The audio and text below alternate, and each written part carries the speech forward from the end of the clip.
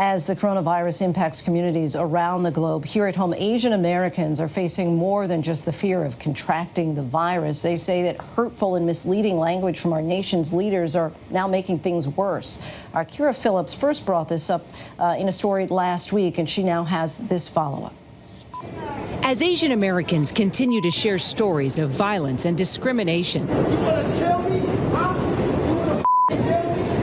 messaging from some of our politicians not making it any easier.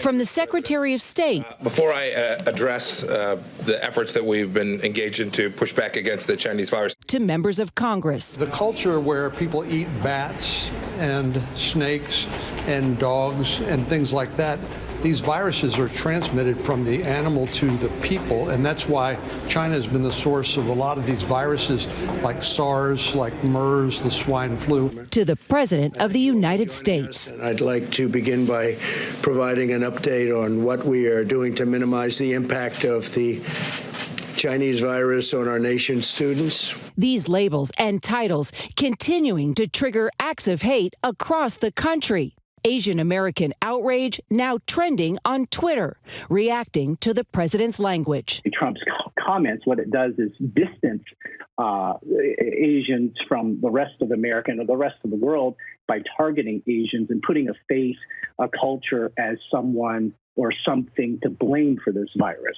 Sam Louie is one of those voices criticizing the president in his blog, saying by calling it the Chinese virus, he is perpetuating the fear, hatred, and in some cases, violence against Chinese and Asians worldwide. I have to be extra careful that if I sneeze, because I know I'm Asian and more specifically Chinese, what are people going to think? Asian lawmakers now united. New York Congresswoman Grace Meng concerned by the administration's messaging. What do you want to hear from the president now that you have seen a spike in hate crimes towards your constituents and other Asian American communities? I want him to call the virus by its proper name and not use racist tactics to divert from a lack of responsibility or a lack of responsiveness that we've seen from his administration. California Congressman Ted Lieu in his op-ed for the Washington Post on Wednesday saying Trump's rhetoric adds fuel to the growing fire of hatred being misdirected at Asian Americans. The fact that he is the president of the United States who is responsible for the well-being of all Americans only makes his rhetoric even more disturbing. ABC's senior White House correspondent Cecilia Vega pressing the president. Why do you keep calling this the Chinese virus? There are reports of dozens of incidents of bias against Chinese Americans in this country. Your own aide, Secretary Azar, says he does not use this term. He says ethnicity does not cause the virus. Why do you keep using this? A lot of people say it's racist. It's not racist at all. No, not at all. It comes from China.